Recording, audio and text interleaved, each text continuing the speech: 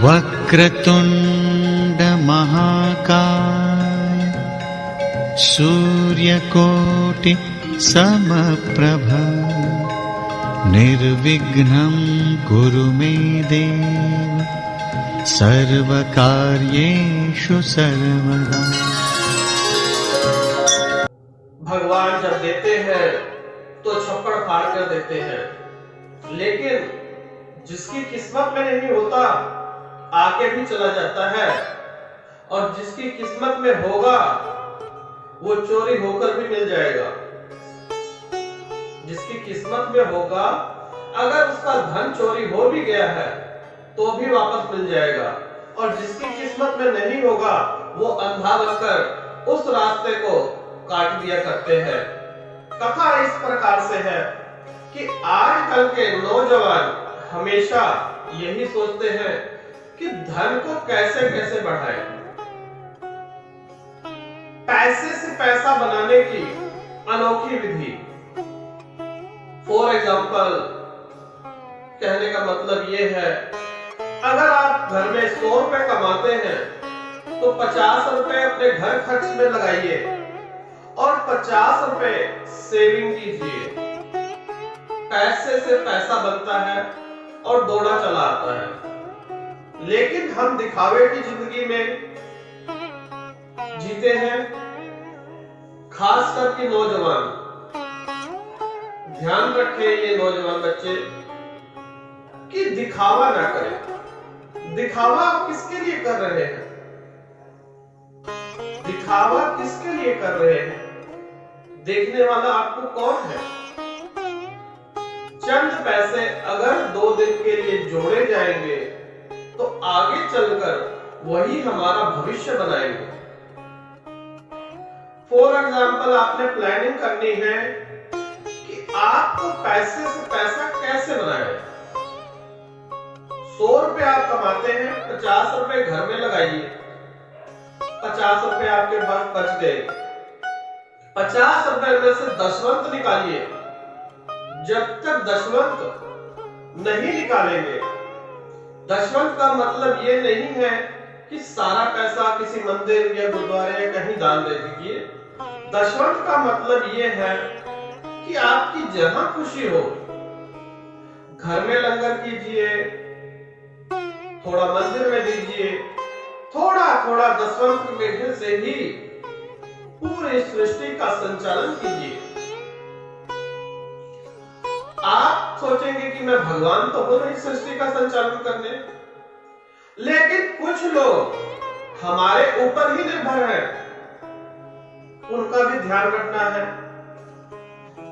जैसे गली में आवारा कुत्ते होते हैं, पंछी होते हैं, साधु संत होते हैं, गौशाला है, यहां पर आप अपना थोड़ा थोड़ा धन जरूर लगाइए।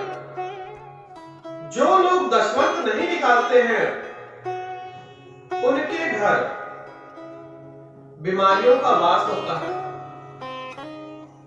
किसी न किसी प्रकार से, आज से नहीं, आदि अनादि काल से, जब से सृष्टि की रचना हुई है, इस सृष्टि में दशवंत निकालने की परंपरा रही है।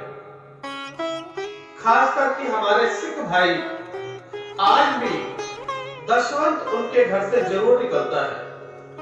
चाहे वो 10 रुपए कमाए या लाख रुपए या करोड़ रुपए, दशवंत उनके घर से निकलता है। उसी की तो कमाई है। किसी गुरुद्वारे में आज भी कहीं भी चले जाइए, लंगर आपको जरूर मिलेगा। लेकिन हमारे हिंदू भाइयों में एकता की कमी है। जिस दिन एकता हो जाएगी, मैं खाली हिंदू के लिए नहीं बोल रहा, सर्व धर्म के लिए बोल रहा हूं कि जब तक हम एक नहीं होंगे, इस सृष्टि का संचालन बहुत मुश्किल हो जाएगा। जाति धर्म से उठिए। जाति धर्म में कुछ नहीं रखा। जब आप कहीं जाते हैं, डॉक्टर से मिलते हैं, तो कभी ये पूछा डॉक्टर साहब आप हिंदू हैं या मुसलमान? जब आपको खून की जरूरत पड़ती है तब तो आप ये नहीं पूछते कि ये हिंदू का खून है या मुस्लिम का खून। तो यहाँ पे जाति भेदभाव क्यों? जाति पाति छोड़िए और देश को आगे बढ़ाने में मदद कीजिए। रह गई पैसे से पैसा कैसे बनाएंगे? 50 रुपए तो आपने घर में खर्च कर दिए, 10 रुपए आपने गुरुद्वारे मंदिर के लिए निकाल दिए, बाकी बचे आपके पास 40 रुपए। 40 रुपए में से 20 रुपए आपने अपने भविष्य के लिए सुरक्षित रखने हैं। फॉर एग्जाम्पल एफडी कराइए, कुछ भी करा लीजिए। बाकी 20 रुपए कभी कुछ सुख दुख पड़े उसके लिए बैंक में जमा कर दीजिए। कहने का अर्थात है 40% मनी एवरी मंथ सेविंग करनी ही करनी है आपने। बिना सेविंग के आप आगे नहीं बढ़ सकते।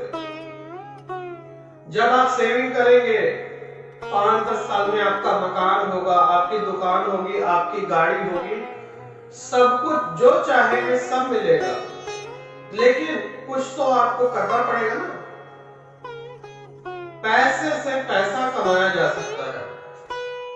अगर मान लो आपके पास आपने मकान लेने की सोची भी है तो 12 लाख का मकान है, 2 लाख आप देंगे तभी तो आपकी किस्तें बनेंगी। तो कार्य करते रहिए, निरंतर कार्य करिए। ये खास करके नौजवानों को मेरा एक संदेश है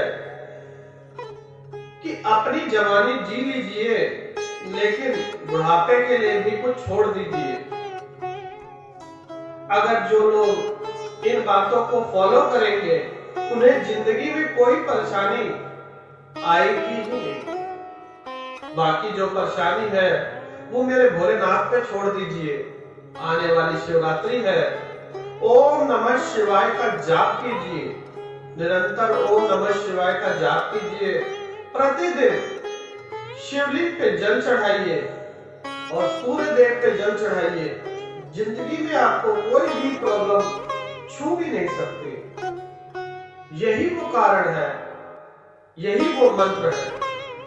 जिंदगी को पैसे से पैसा बनाइए, सुख रहिए, स्वस्थ रहिए, धन दिन दुगना रात चौगुना, घर परिवार में सुख शांति समृद्धि का वास होगा। अनेकों प्रकार की खुशियां आपको जीवन में मिलेगी।